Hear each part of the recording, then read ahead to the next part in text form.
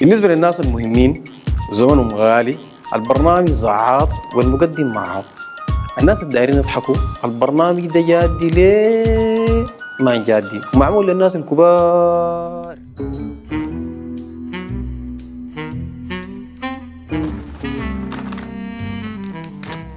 شغلكم ده متعب شديد بالمناسبة. كيف يا اخي؟ ده فن يا اخي، فن ما يظبط غنو.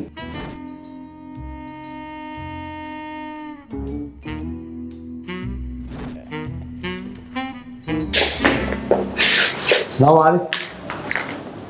السلام عليكم. وعليكم السلام. مالك يا ابني نفسك قايم كده؟ لقيت زحمة ولقيت فرصة زغمتها.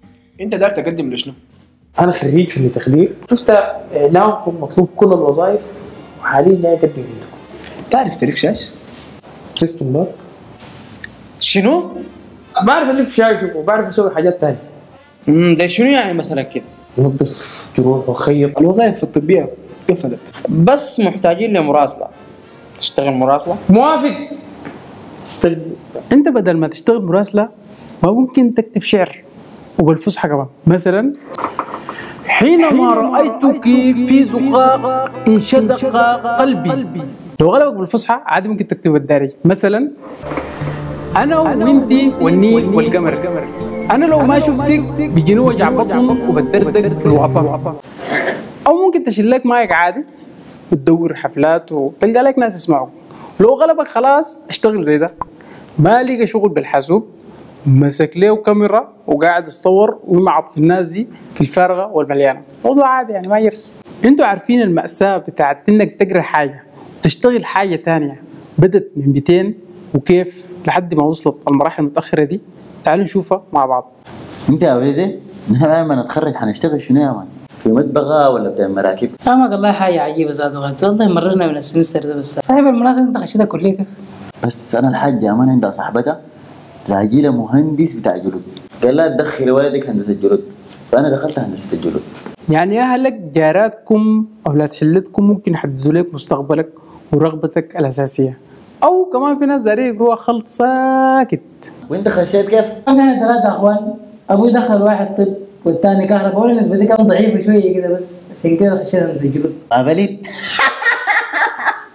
لا يا اخ ما كده يا عوير. انت كان شاطر شديد تقرا طب او هندسه، وكان شاطر شويه تقرا اقتصاد او قانون.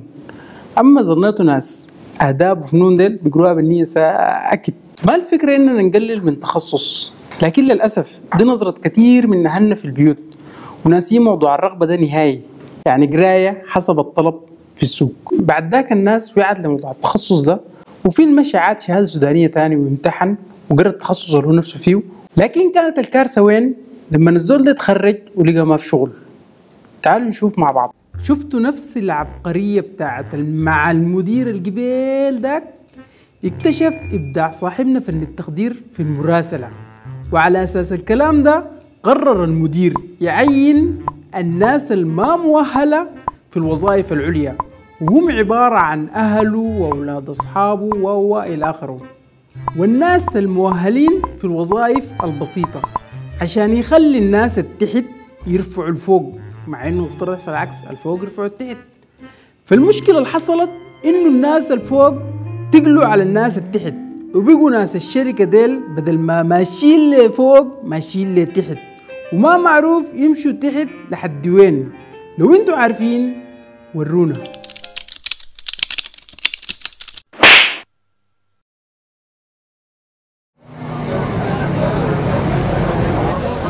ماشي على وين حلو؟ يا الله ما ماشى، ما قلت لك ما ماشى يا اخي مالك؟ اروح هديك حتى ما ماشى.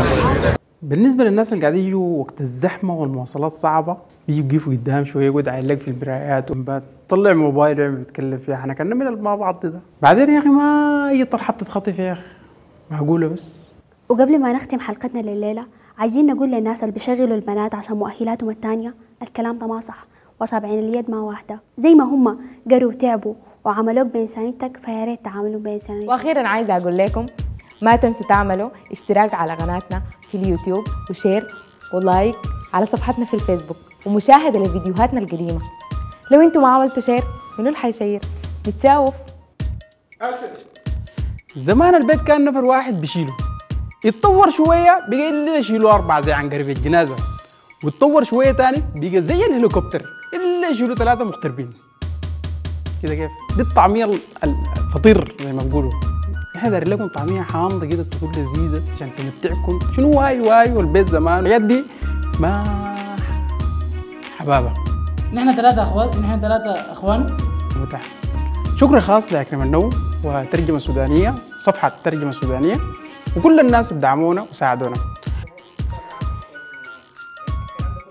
نحن يا عمك بعد نتخرج بعدين حنشتغل شنو؟ مش كويس.